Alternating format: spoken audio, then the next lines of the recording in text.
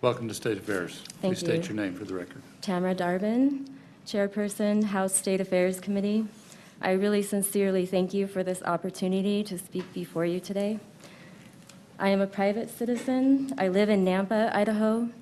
I have been an Idaho resident for 23 years. I speak on my behalf as well as my husband's, Jeff Darbin, who could not be here today. Together, we enjoy 6 fantastic children and a beautiful grandbaby. 5 of our 6 children are grown and living outside of our home, but in the local Boise-Nampa area. I am a small business owner. I have worked part-time for the city of Nampa for over 16 years. I am a Christian. My husband and I serve on the vestry at Grace Episcopal Church in Nampa, Idaho, and enjoy that very much. I am here today in full support of House Bill number 2. My 16-year-old son, Oliver, stood before you yesterday morning and spoke to you about a minute number of the challenges he has faced as a transgender young man. I am in awe of his courage, his self-confidence, and the grace that he extends to people that judge him in very harsh and dehumanizing ways. The journey is not easy. It is something you cannot understand unless it is yours personally to walk. Which bathroom should he use? Should he really, while physically appearing every bit the young man that he is to the casual observer, walk into a ladies' restroom because he has female genitalia that the casual observer cannot see and has no right to even know about? I have not seen my son use a public restroom in over 3 years. I saw him rush home from school every day, drop his books and run to our bathroom, barely making it at times because of not being safe in restrooms at school. His assigned at birth female gender restrooms were not safe to him. We talked on the car drive here yesterday about his excitement to try to get a job this summer working with grade school children at the Nampa Recreation Center in their Kids in Action child care program.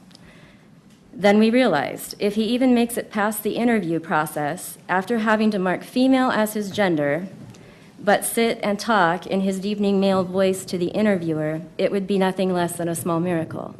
Then we also remembered that swimming is a major part of the summer program that takes place at Nampa Recreation Center.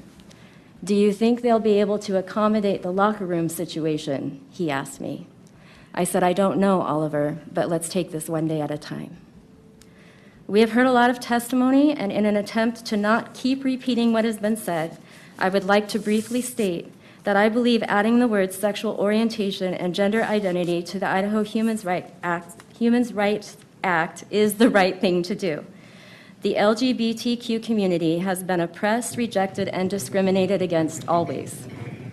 It's not always visible to the eye, because they do not feel safe to even be who they are to the public eye in many cases. Our religious freedom is a huge blessing that we enjoy as citizens of this country, but unfortunately much of this discrimination and oppression has happened at the very hand of religion. This is not the first time in history that religion has been used as justification to treat a group of citizens as second class or less than in the eyes of God, and therefore deserving of not having the same rights, privileges, and protections afforded by the laws of the country to each and every individual.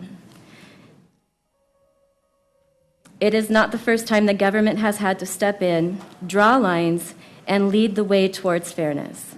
I'm sure many a person clutched their Bibles 50 years ago and quoted scriptures about their rights to not have to serve Black people in the restaurants or places of doing business in the public sector because it was considered Christian to call them a second class or devalued class of citizens.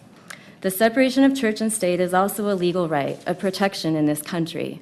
I'm sure business owners were irate when they were told they could no longer tell Black people they were not welcome in their places of business, and yet our nation is only the better for it. Our nation will be better for the decisions that will be made to afford protection to this long-abused group of citizens as well. Will there be growing pains? Yes. Will there be a learning curve? Yes. Will it require patience, tolerance, and understanding? Yes.